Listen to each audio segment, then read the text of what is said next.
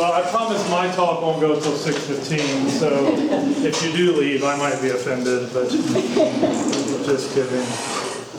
All right, let me pull this thing up here. And I'm a little worried. Dr. Beach brought in these books, and looks like his lecture is going to be a little more intelligent than mine. But it's great to be here, and thanks to Dr. Williamson for inviting me.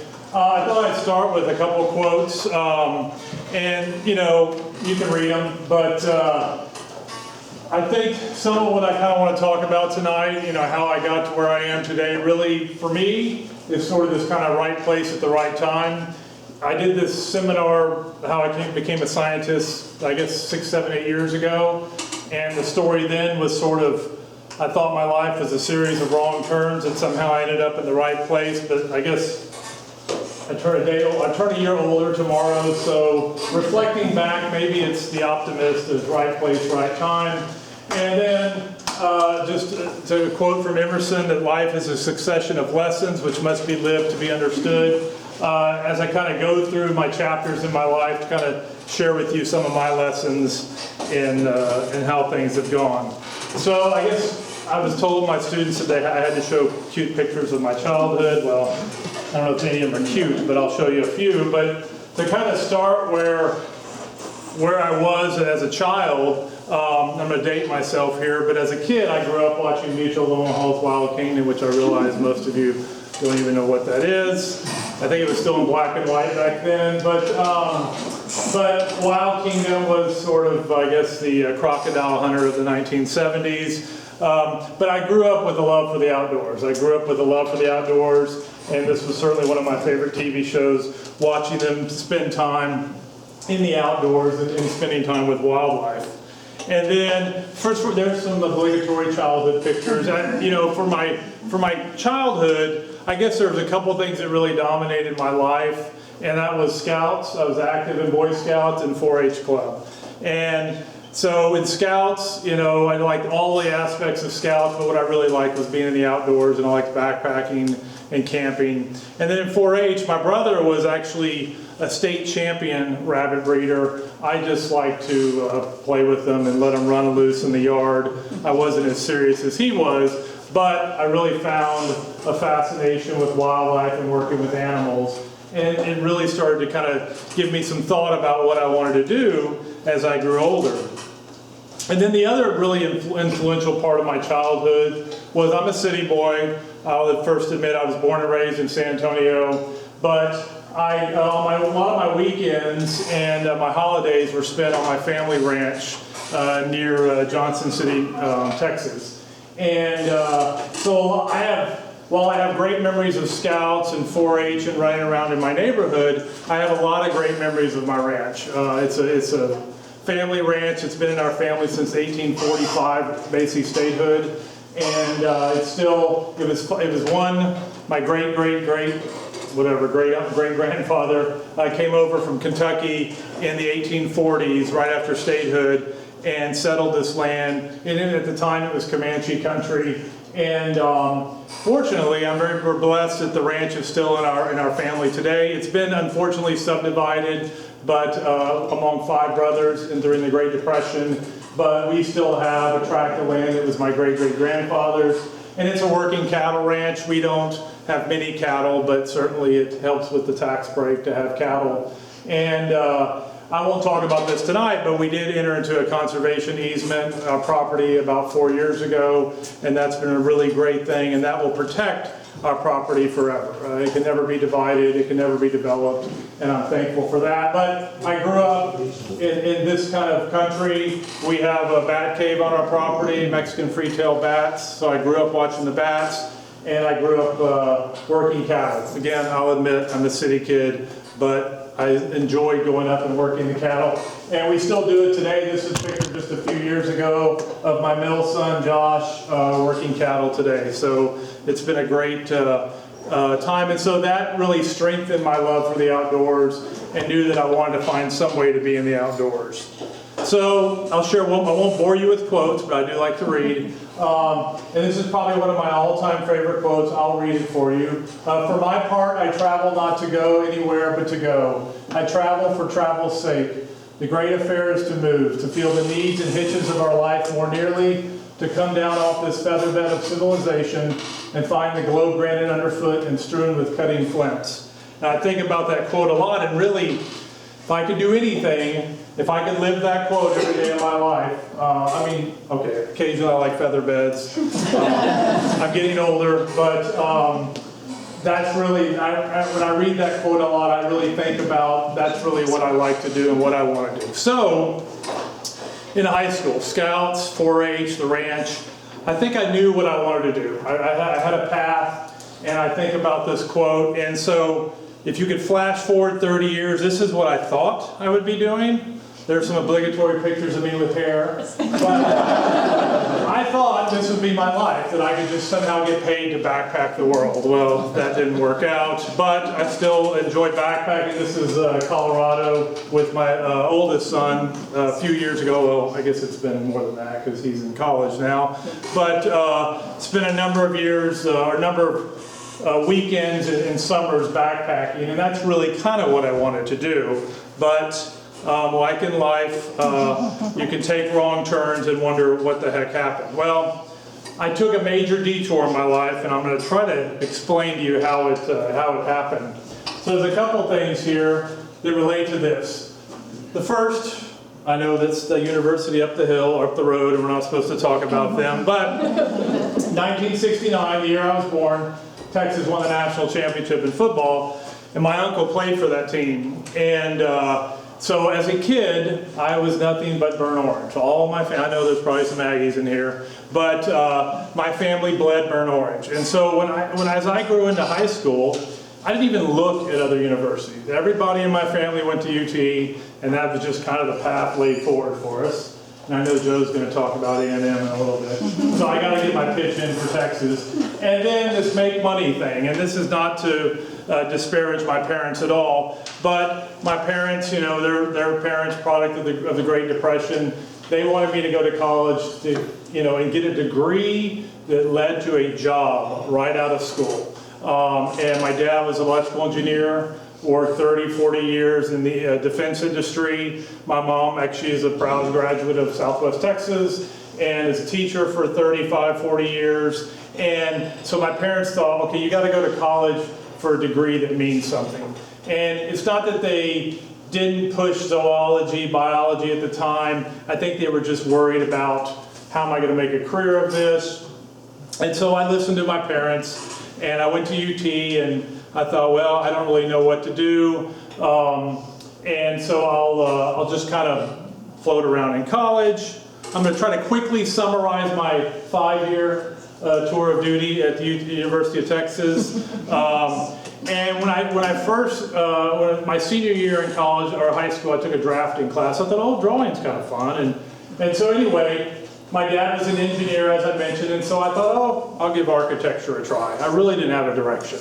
But I started out in architecture, and after a year and a half, realized that I didn't like that. So I said, well, everybody gets a business degree. That lasted like 2 months. I think 2 weeks of accounting said I'm out of here. But when I first went to UT, my dad was served in the Air Force, and as I mentioned, worked in the defense industry. And he, you know, wanted me to consider ROTC, and I'm like, well, I don't know. And so this was probably year 2.5, year 3 of UT, sort of floundering.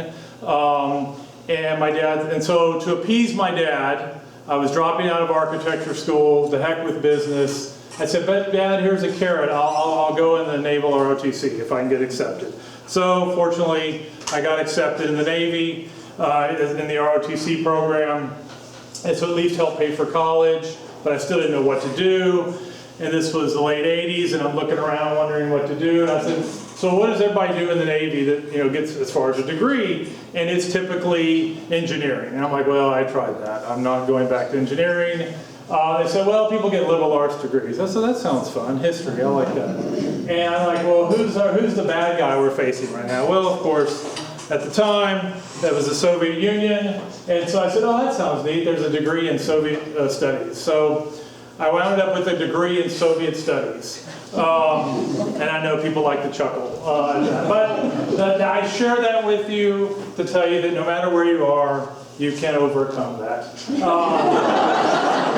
the running joke, of course, is that I got my degree in Soviet studies the year the wall came down and the Soviet Union went away. And so my parents said, well, you might as well have majored in Sanskrit because you majored in a dead country.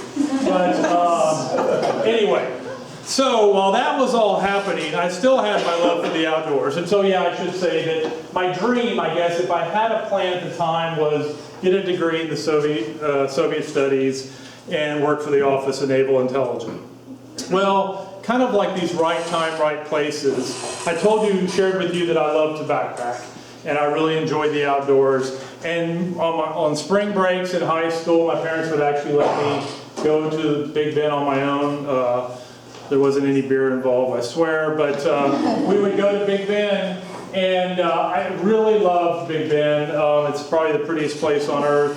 And while I was there, my senior year at Texas, I was at Big Bend, and I read about this opportunity for seasonal backcountry rangers and volunteering in the park. It was very low pay. It was a seasonal position, but it was an opportunity to work in the park. And I thought, well, that's really cool, but I just am getting commissioned in a month, and I've, taken the oath of office, and I'm joining the Navy, so that won't work. Well, as I was literally a week later, I'm sitting in my ROTC class, and they were like, well, we have a new program that we're initiating where the Naval Academy students all graduate at the same time, and all the ROTC students graduate at the same time. And there's a backlog, because as soon as you get commissioned in the military, especially in the Navy, you get sent to a school for further training. And I was going to damage control school, and they said, so we're trying to stagger people's entry. You can delay your commissioning and pay and all that for 6 months. Sure, I'll delay the inevitable. And so I delayed it, not having any clue what I was going to do for those 6 months, but I came back and thought about Big Bend. So I wrote an application to Big Bend to work there as a backcountry ranger. Please, please, please take me. They didn't. But they offered, but they said we encourage you to apply to other parks. So I applied to every national park there was in the country, and of all places, I got offered a seasonal backcountry ranger position in, okay, I love Big Bend, but what may be as beautiful, if not more beautiful than Big Bend, Olympic National Park on the Olympic Peninsula in Washington. And so I went to Olympic National Park and got to spend 4 or 5 months there, basically from May through October, working for the National Park Service as a seasonal ranger, and basically I was a backcountry ranger. And basically, like that Robert Louis Stevenson quote, for 5 months I basically spent with a backpack on my back, hiking the backcountry, talking with backcountry visitors. It was a great experience. And at that moment, all right, I said, I know what I want to do, right? And I knew that, I didn't know let me backtrack. I didn't know exactly what I wanted to do. I don't think I knew what I wanted to do really later, but I knew it had to be in the outdoors. And so one of the lessons I learned was certainly to work independently.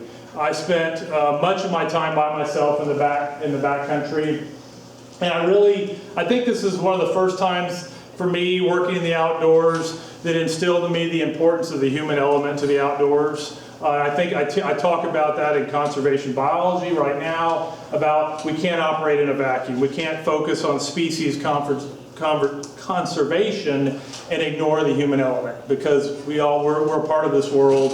And obviously there are people in poverty, people hurting, and we can't ignore that. And so I thought about that, and certainly I was like, okay, sign me up. I'm ready for a career in the natural resources. But I had signed a 4-year commitment. All right. So here I was, eager. I knew what I wanted to do, or at least the direction I wanted to go. But now I had taken the oath of office, and I was commissioned as an ensign in the United States Navy, and there I went. And I'll summarize my 4 years in the Navy. I spent a lot of time on this ship, the USS Spruance. I spent a lot of time at sea. And it was rewarding, and I'll talk about some of the life lessons. Most of my time was spent as a damage control officer, so basically fire control and flood prevention. Basically how to fight fires and floods on ships, which Fires and floods are bad for ships. And then my last tour, the last year or so, I was the anti-submarine officer, basically learned how to fire a torpedo.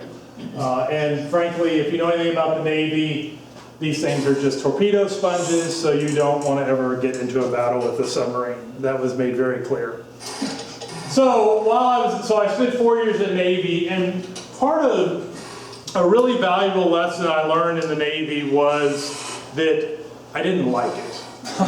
And that's not to disparage the military, because as many of y'all know, I'm still in the reserves. But it wasn't my calling, it wasn't what I felt in my heart, it wasn't what I wanted to do every day. And as an officer in the United States Navy, you have to actually formally draft a resignation statement to resign your commission, because you're commissioned.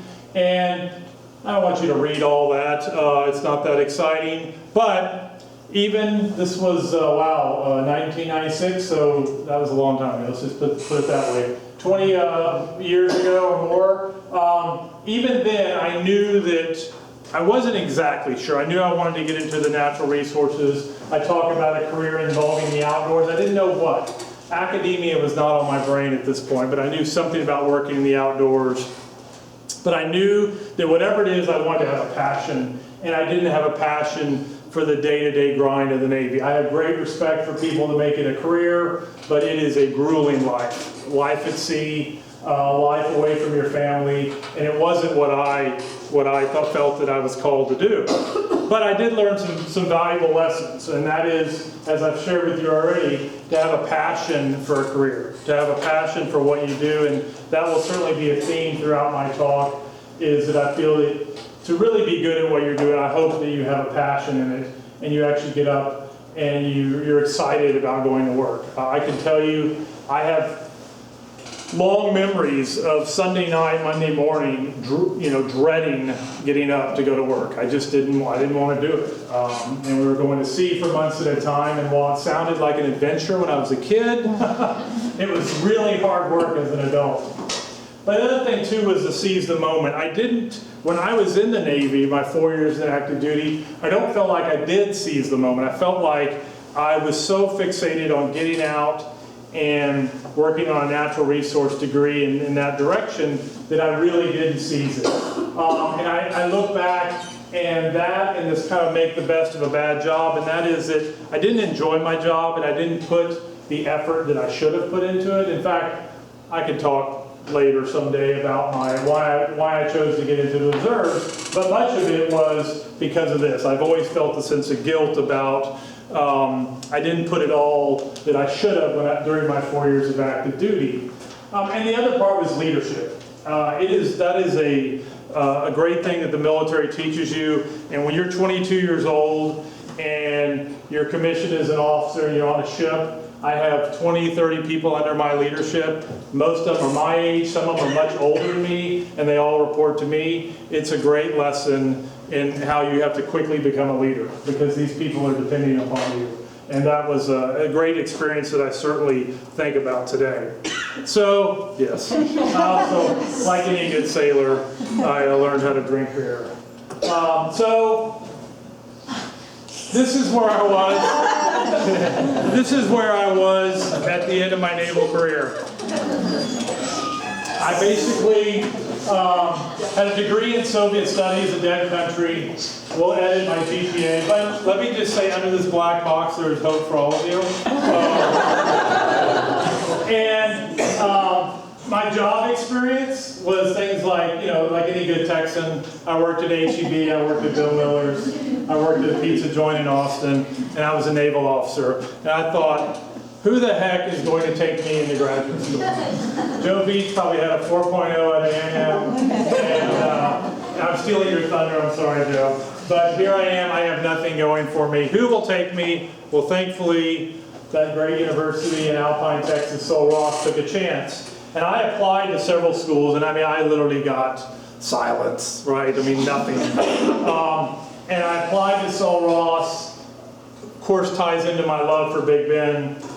And I applied, and I talked to one of the professors there at the time, and I was like, Dr. Cannon, I was like, I have I have no experience in this. I'm not even sure I took a biology course in my undergrad career. But I want to work in the outdoors. I want to work in the natural resources. Please give me a chance. And he did, and I'm grateful for that. And you know, for me, he said the only thing is, he goes, well, you were an officer in the Navy, so we think maybe you're mature.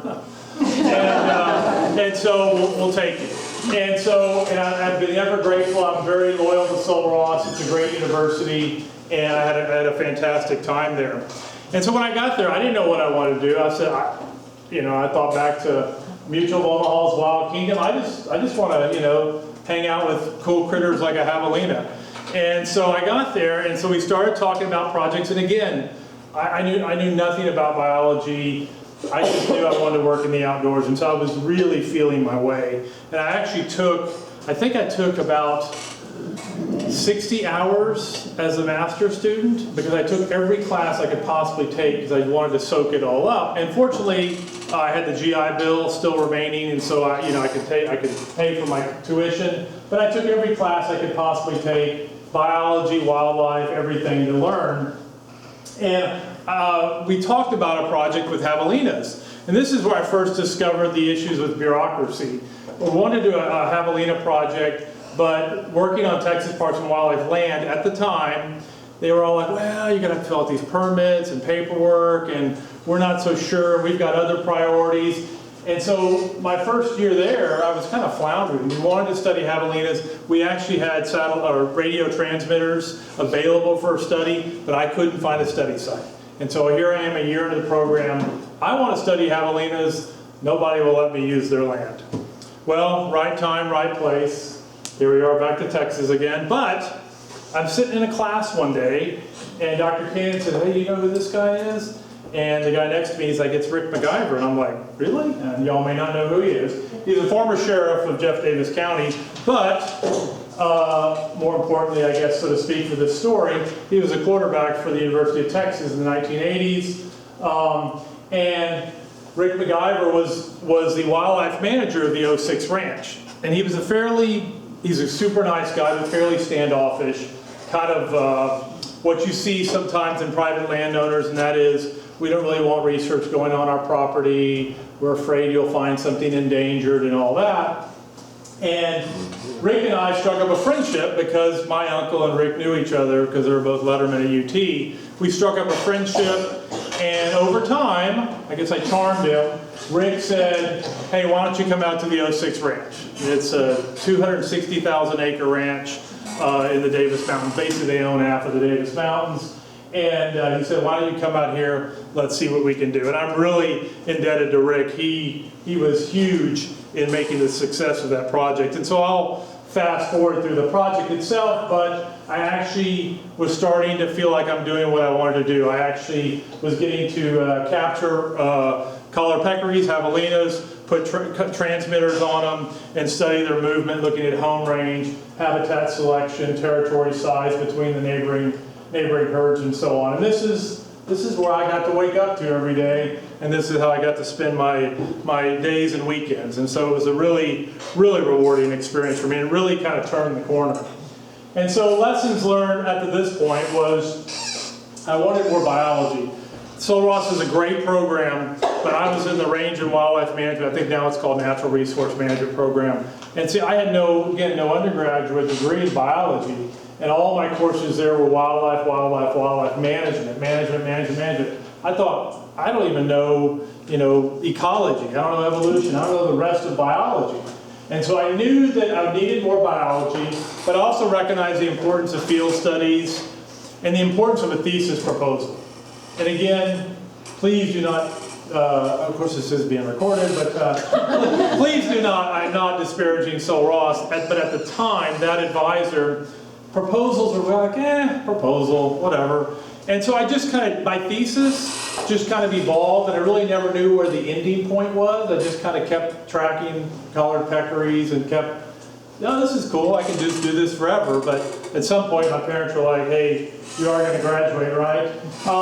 And it really underscored to me the importance of a proposal. And I try to emphasize this with my students, that a proposal is a contract between you and your committee, you and your advisor, you and your committee, to say, this is what I need to do for my thesis, and this is the endpoint. And you recognize that it's a proposal, things may change, but it gives you a clear direction for the work you're going to do, and hopefully it's treated as a contract, so you know the road ahead and your committee does as well. And I didn't have that then, and so I certainly valued the importance of that. I also really learned a great lesson of working with private landowners and the value of working with private lands. And I'm very grateful to the 06 Ranch for the time. I mean, basically once I befriended Rick and I met the owners, they basically just gave me carte blanche access to the ranch, and I could come and go as I pleased, and it was really great.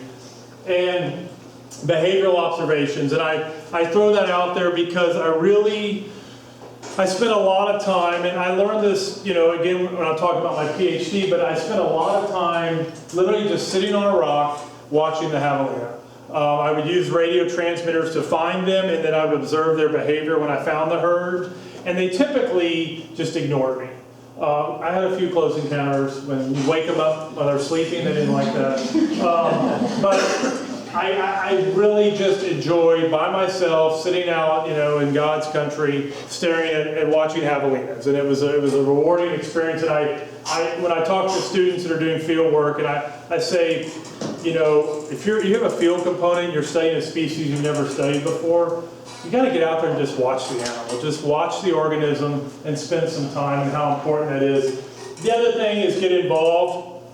You know, I shared with you that in the Navy I sort of just floundered, and my GPA was, as we know, edited for content.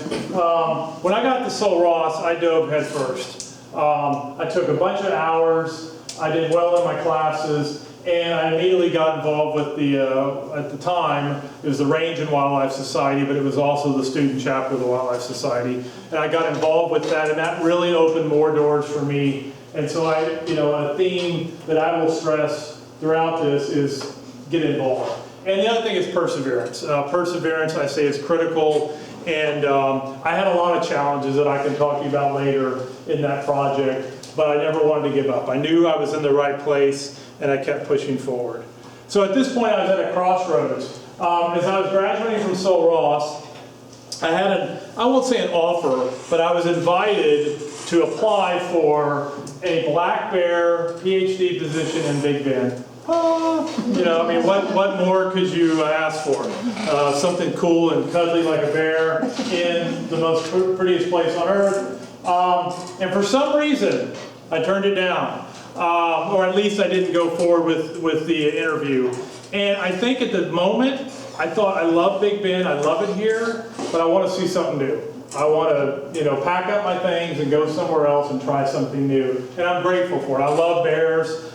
Who knows where that would have led. But I said, I want to go west. I want to go to Idaho or Montana or Colorado. I've always loved the mountains, loved the Rockies. I want to go west. And where did I end up? Well, I ended up in Louisiana. I wanted to go west. Nothing panned out. And I was on email one day, and I emailed, not this guy, actually, that guy. I emailed what would become my advisor, and certainly a dear friend to this day, Paul Lieberg at the time. And I said, you know, I'm interested in graduates, you know, PhD, and working with you, and are there opportunities? And said, yeah, I may have some, can you come for an interview? And I came and interviewed with him, and we talked about, you know, at this time I was still fixated on mammals. I liked furry things, hadn't yet discovered feathers. And we were talking about some nutria and muskrat studies that he was trying to get going. And so Paul took a chance on me. I got a fellowship a doctoral fellowship to the University of Louisiana at Lafayette, and we started down the road of looking at nutria and muskrat. Well, we were, after like our third or fourth meeting of I'm sorry, we have no funding, sorry, we have no funding. This is working with the state, trying to get money for this, because at the time, nutria were eating basically half of Louisiana. And there was concerns about nutria interactions, not only with the marsh, but the effects on the muskrat, the native muskrat populations. But we just couldn't get anywhere with the project. And I'll never forget this day. I can visualize it in my head. We were at a light, an intersection in Lafayette, and I'm all dejected because I've written like 16 different proposals about nutria and muskrats and all sorts of things. And I'm like, what am I going to do? And Paul said to me, he was teaching ornithology at the time, and he said, Clay, I had a student in class ask me today, why are egrets white? And I thought, I don't know. That's an odd question. But then I started thinking about it. He goes, you know, if you think about, and I'm not going to spend, if you've seen my seminars in years past, I've talked about this, but the idea of why do you have a striking all-white individual? This is not related to living in the Arctic, right? Think about an Arctic fox or rock ptarmigans that turn white during the snow. Why do you have such a conspicuous, at least to human colors, to human eyes, this very conspicuous color? And from that simple question of why are egrets white, I developed my PhD based on looking at polymorphism in egrets. Because as we know, like the bird that I eventually became to spend most of my life since then, is we have an all-white bird, but then in many egrets we have dark and white, and trying to understand this balanced polymorphism between dark and white morphs. I'm not going to talk about that today. I'm happy to spend hours talking about that, but that simple question really opened so many doors for me. And so I'm going to summarize my PhD because I want to wrap up and just give you some overall lessons. But it opened many doors for me, and certainly my continued research on looking at polymorphism and the ecological significance of behavior of morph. But other things that really struck with me is I really saw what a great advisor was like. Paul is a dear friend and just a phenomenal advisor, and I try to aspire to be like him. He's also one of these 60-pound brains, and so he really impressed upon the importance of experimental design and independence, to be able to work independent. And then the other thing I throw out here, because I know we're talking to many grad students here, is side projects. I developed a lot of side projects while I was there, and sometimes side projects collaborating with Dr. Lieberg, but many of my side projects were just grad students working together on various projects, and that has really proved fruitful. So just to quickly talk about my postdoc and then wrap up with my overall, here I am at 47 years old, and my life lessons.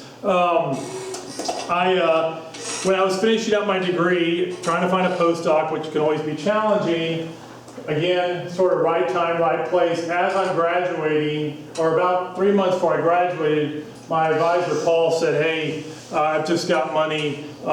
We've been asked to write a proposal. I want you to write this with me to survey waterbird colonies throughout the state. And it was a switch, because I had been focusing on color polymorphism and behavior in herons and egrets. And now we were going to deal with the challenges of survey. Not my most, favorite subject, if you will, but I recognized that in order to study these species we're trying to get at, we've got to know how to properly survey them. And this question is still being tackled today. Certainly my student Jared and I are working with this in the future for looking at drones to survey birds. But some lessons I learned from that is the importance of statistical approaches to survey methods. One of the great things about my postdoc was it made time to make time for publications, really make time for publications. And this continuing question that still haunts me, I guess, is what's the best way to survey a colonial waterbird? And so that leads us to here. And I throw in a couple things. When I was a graduate student, about 2002 or 2003, and I started to focus, one of my species of my dissertation was reddish egrets. I really was fascinated with the species, and at the time nobody published on reddish egrets, and I befriended a man named Rich Paul. And Rich Paul took me under his wing and really mentored me about reddish egrets. And Rich Paul actually, tragically, was fighting his second round of cancer, and he eventually succumbed to it in 2006. But even when Rich was sick, he would beat the drum about the importance of reddish egrets, and every time they'd say, well, who should do it? He'd say, well, I have this new aspiring PhD graduate, Clay Green, he's your man. And Rich really, with everything he was going through in his life, he really opened the door for me to be sort of the person for the Fish and Wildlife Service to go to for reddish egrets, and I've been thankful for that.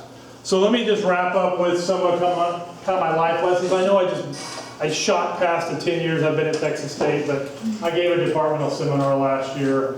I don't want to bore you with all of that, but kind of bring home some things, and I'm going to shut up.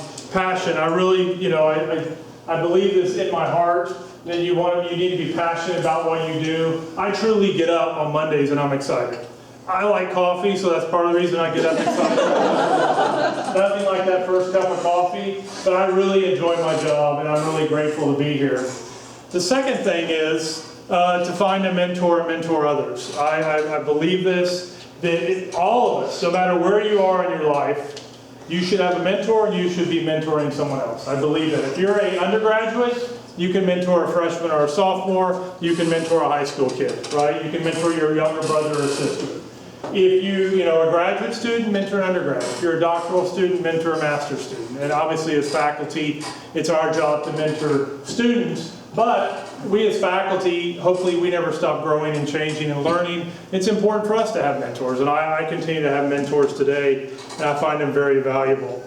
The third life lesson I would share with you is to get involved. I beat this horse all the time with my students.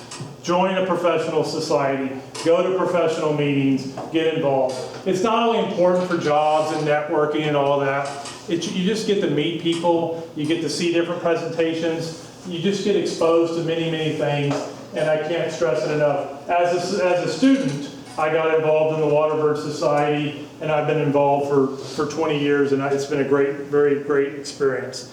And then the last thing I'll share with you kind of is this seize opportunities. I talk about mentors.